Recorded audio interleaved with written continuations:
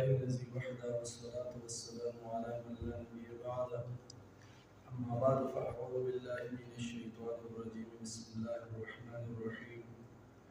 وما أتاكم الرسول فخذوه وما نهاكم عنه فانتهوا. صدق الله العظيم. وقال الله تبارك وتعالى في كلامه المجيد والفرقان الحميد: ولقد من الله على المؤمنين إذ بعث فيهم رسولا من أنفسهم. صدق الله العظيم. النبي عليه السلام بسیرت په حوالې سره ابتدایي درس انشاءالله د دې اراده دا ده چې دا به ټول درسن هغه به بیانېږي. نو د دې لومړی درس هغه ابتدا مونږ کوو چې د نبي علیه السلام نسب اطهر، یعنې د نبي علیه السلام د نسب په باره کې الله تعالی په قرآن کریم کې فرمایي: لقد جاءكم رسول من انفسكم. او انس رضی الله تعالی عنہ د نبی علیه السلام دا روایت نقل کوي. انس رضی الله تعالی عنہ فرمایي چې قال قرأ رسول الله صلی الله علیه وسلم: لقد جاءكم رسول من انفسكم بفتح الفاء، وقال انا انفسكم نسبا وصهرا وحسبا، ليس في آبائي من لدن آدم صفاح كل النکاح. یعنی انس رضی الله تعالی عنہ فرمایي چې نبی علیه السلام لقد جاءكم رسول من انفسكم، دای په فتحې د فا سره وي، په زبر د فا سره وي. قرآن کریم کې په دې فا باندې پیش راغلی دی، ضمه پې نه راغلی ده. او انس رضی الله تعالی عنہ فرمایي چې نبی علیه السلام انفسکم وي. نبی علیه السلام د فتحې په فا سره هغه وویل. نو د دې معنا اوس دا شوله چې نبی علیه السلام بېشکه چې تاسو ته راغلی دی پیغمبر ستاسو، گویا کې هغه داسې د اشرف او د افضل او د ټولو نه زیات د نفیس د خاندان دی.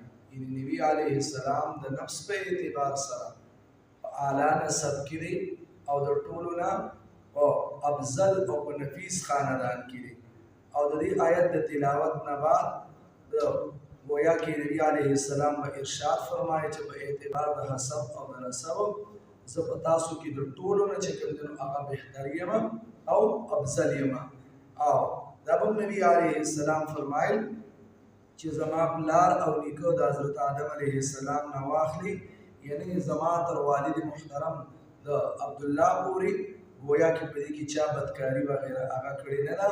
دی ټولو چې کوم دی نو هغه نکاح کړې ده. او دا کرنګي حدیث د ابن مرویه هغه روایت کړي چې ابن عباس او زهري رضی الله عنهما هغې امه د من انفسکم دا په فتحې د فا سره وایي، یعنې په زبر سره وایي چې انفسکم په فتحې سره یې وایي. نو گویا کې یو معنا دا هغه د فضیلت ته او یو معنا د شرافت ته چې د نبی علیه السلام د ذات په اعتبار سره هغه افضل کوم دی، او نبی علیه السلام د ذات او د نسب په اعتبار سره گویا کې هغه اشرف کوم دی. چې په تفسیر کې هغه دا دي چې د آدم علیه السلام نه واخلي تر نبی علیه السلام د مور او د پلار پورې چې څومره دي په مابین کې د دې آبا او د دې اجداد هغه تیر شوي دي، گویا کې امهات او جداد هغه کومه سلسله د نسب هغه واقع شوي ده. دا ټول چې کوم دی نو دا هغه خلکو چې دا محسنینو گویا کې د دې نه دې څه ګناه وغیره، یعنی د دې دا ټول د نکاح بیداري گویا کې په دې کې دا شانتي سو یعنی خامی نه وه، په دې کې څه غلطي نه وه. دا پاک دامن خلکو د دې وجې نه چې که چېرته یو سړی هغه په ګناه کې ملبوس وي، نو گویا کې الله تعالی داسې بنده هغه خپل پیغمبر العیاذ بالله هغه نه جوړوي. ځکه چې کله الله تعالی خپل یو بنده برګزیده او الله تعالی ورته د پیغمبر غونته کې یعنی پیغمبرای شان ورته ورکوي، نبوت او رسالت دپاره منتخب کوي، نو د هغې سلسله هغه داسې پاکه ساتي.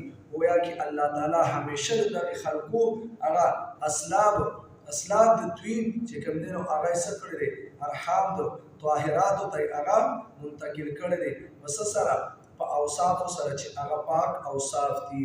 همدارنګه الله تعالی چې څنګه نبی علیه السلام مصطفی او مجتبی جوړ کړی دی همدارنګه د نسب په اعتبار سره نبی علیه السلام دا مصطفی هم دی دا مجتبی هم دی مهذب هم دی او گویا کې دا رنګ دا الله تعالی چناو کړی دی.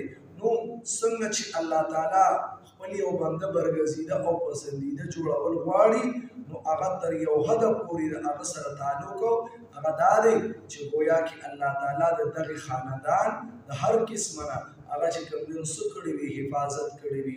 چونکې چې کله منافقینو حضرت عائشہ صدیقہ رضی الله تعالی عنها باندې تهمت ولګاو نو د هغې په باره کې الله تعالی هغه آیاتونه نازل کړل.